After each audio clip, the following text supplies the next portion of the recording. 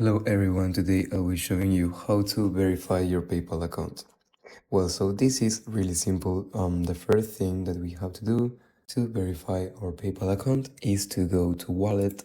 And once that we are here, we have to verify our account by linking a bank account or a credit card. When you verify your account, you're proving that you own the financial details that were added to your account.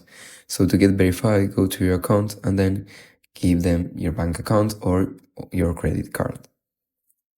So this is really simple, and once that you are here, the only thing that you have to do is to click on it and fill with all the details.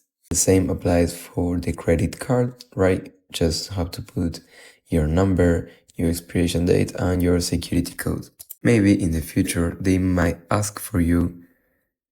Maybe in the future they might ask for more information about yourself, but for now, this is enough to verify your PayPal account.